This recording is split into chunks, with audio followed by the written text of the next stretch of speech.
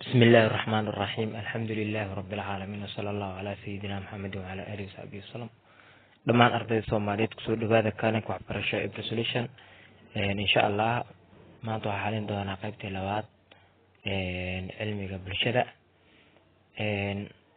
waxaan ka bilaabeynaa buux meelaha banaan buux meelaha banaan 20 bunt ayaa saaran 31 waxa waaye waa cudur ka mid ah xanuunada faafa arday meeshaas waxaa ka maqan jadeecada waa cudur ka mid ah xanuunada faafa sidoo kale mid labaad waxa ay dhacday 11 Janaayo 1948 arday meesha waxaa ka maqan dhacdadii Hanolaato waxa ay dhacday 11 Janaayo 1948 12 bishii arday meesha waxaa ka maqan Abriil sanadkii arday meesha waxaa ka maqan 1954 waxa ay ahayd markii ugu horeysay ee la taagay calanka Soomaaliyeed lagana taagay dhul Soomaaliyeed 34 waxa alifay nashqada calanka Soomaaliyeed halgame arday meesha waxaa ka maqan Maxamed Cawaale Liibaan su'aasha 35aad Cabaashiyiintu waxa ay taliska kala wareegeen arday meesha waxaa ka maqan Umawiyiinta waxay kala wareegeen Umawiyiinta sanadkii arday meesha waxaa ka maqan 750 miilaadiga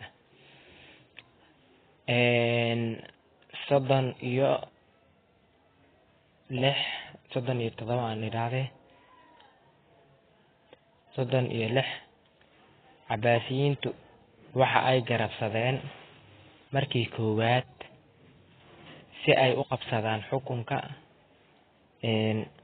arday meesha waxaa ka maqan Farisiyiinta waxay garabsadeen meesha waxaa ka maqan Farisiyiinta ka maqan 37 magaalada Baghdad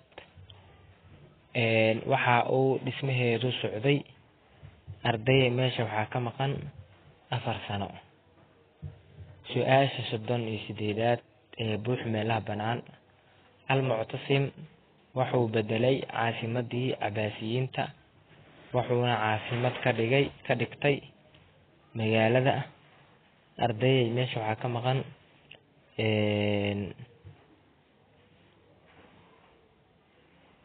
waxaa ka maqan arday magaalada waqooyiga Baghdad oo lagu magacaabo Samaara waa macnaha wuxuu fariisin ka dhigtay wuxuu calashan oo magaalo madaxda oo ka dhigtay magaalada waqooyiga Baghdad ee loo yaqaano Samaara magaalada Samaara Allah su'aasha 39aad Cabaashiyiintu waxa ay ku abtirsadaan Cabdullaahi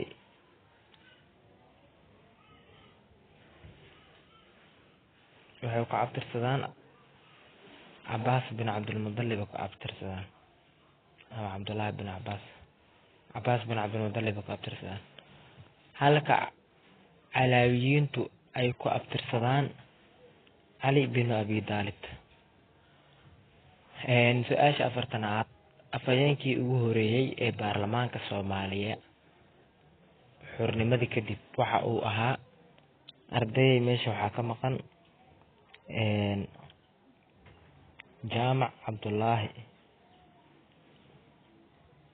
Cabdullaahi Qaalib qaybta labaad weydiimo toos ah 20 dhibcood ayaa saaran 41 haddii qadka magaalada London uu yahay eber degree saacaduna tahay 9 saac oo AM ah imisa ayay saacadeedu noqonee magaalada Muqdisho oo dhacda qadka 45 degree bariga Greenwich 2 dhibcood ayaa saaran ardayay waxaa lagu weydiiyey haddii London saacadeedu ay tahay 9 saac oo AM ah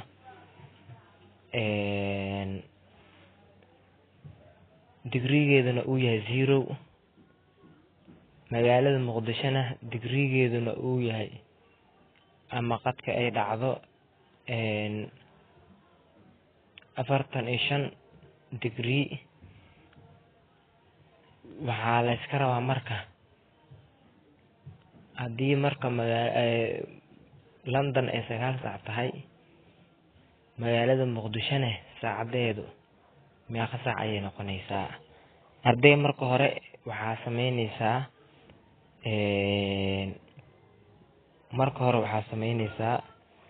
waxaa soo qaadanaysaa 45 waxaa soo qaadanaysaa 40 qalinka iyo waaweyn waxaa dhahaysaa arday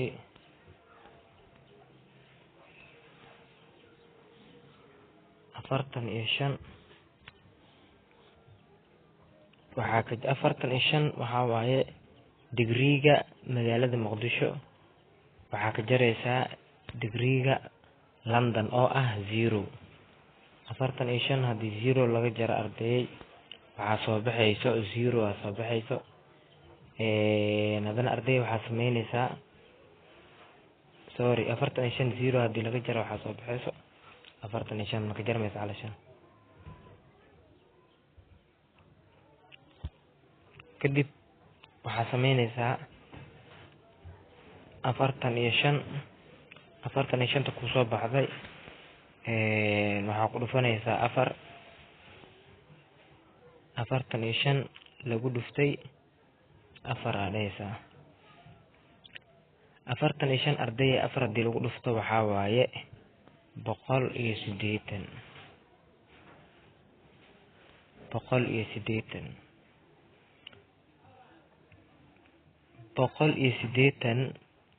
180 degree noqonaya marka 180 meeqa saacadood waaye 180 waxaa u qaybisaa 60 u qaybi 3 saacadood waaye waxaa sameynaya marka magaalada London saacadeeda meeqa ahayd magaalada London saacadeeda arday waxay ahayd 9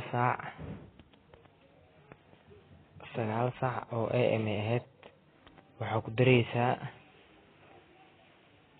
daraysaa 3 saacadood 3 saacadoodna waa midii hadda ay soo saaranayn waxaa ku daraysaa 3 saac ku dar 3 saac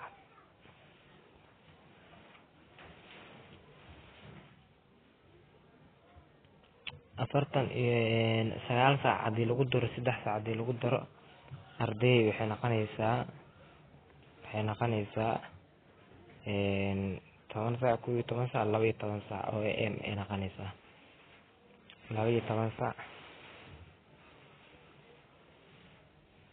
oo AM magaalada London haddii ay tahay arday 9 saac oo AM ah magaalada Muqdisho waa 12 saac oo AM London waxaa ka horeynaa 3 saacadood arday qaabkaas ku xalinay macnaa saas oo qoranaysaa qaabkan oo qoranay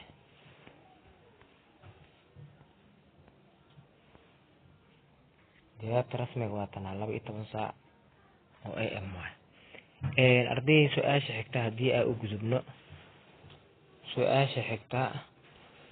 aan u gudubno arday waxaa waaye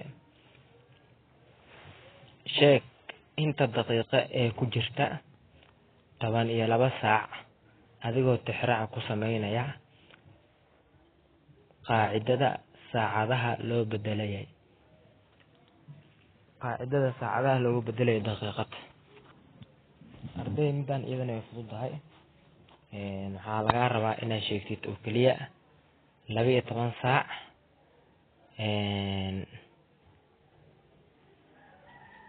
waxaa laga rabaa inta daqiiqo ku jirto 12 saacadood.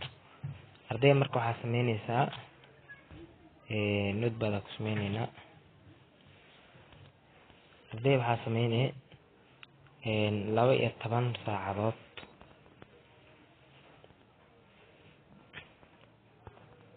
12 saac waxaa laga rabaa inta daqiiqo ku jirto. waxaa sameynaysaa qaacidada oo lagu soo saaro daqiiqadaha waa taqaanaa. halka saacadood waxaa ku jirta 60 daqiiqo.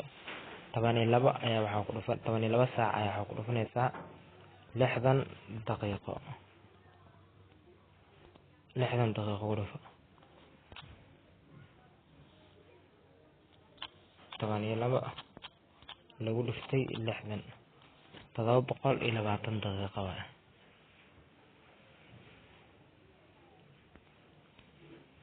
waxay la mid tahay 720 daqiiqo.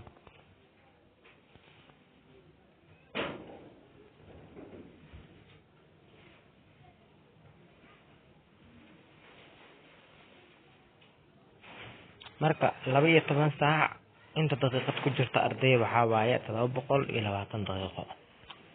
arday su-aasha xigta aan usoo gudubno. su-aasha xigta waxaa waaye adiga oo kaashanayo sawirka gobolka hoos ku qoran soo saar waxa ay dhigtu ugu duwan tahay loolka. arday dhigtu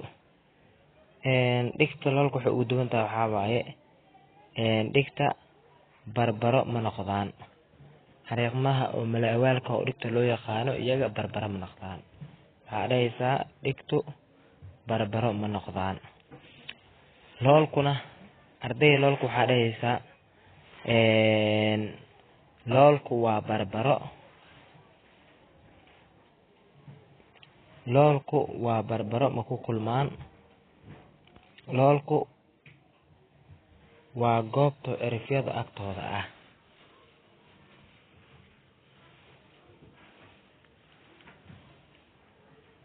loolku arday loolku waxaa dhahaysaa barbaro ma ku kulmaan.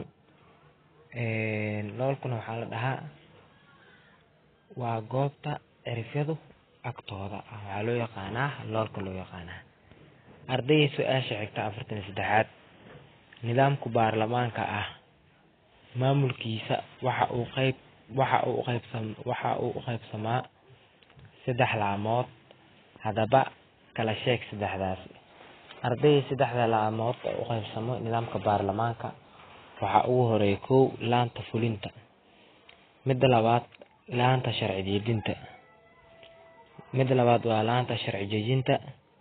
midda saddexaadna laanta garsoorka. 3daas laamo oo qaybsamaa laanta fulinta, laanta sharci dejinta iyo laanta garsoorka.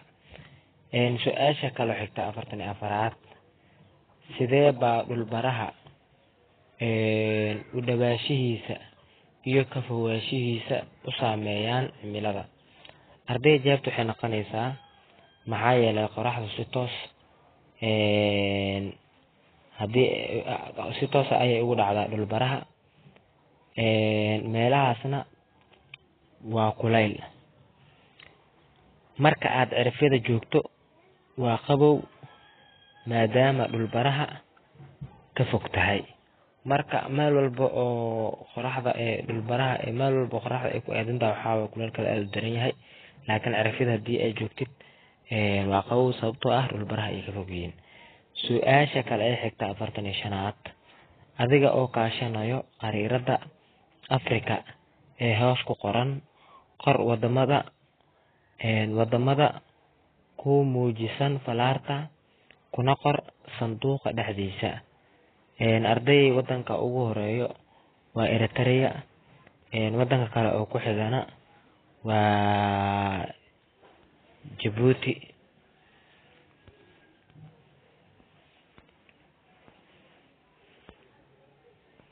wadankan oo ugu horeeya kaas waa Eritrea, midka labaad ee ku xigo waa Djibouti, midka saddexaad waa taqaanaa qariiradeena waa Soomaaliya, midkan kalena geeska naga xiga waa Kenya.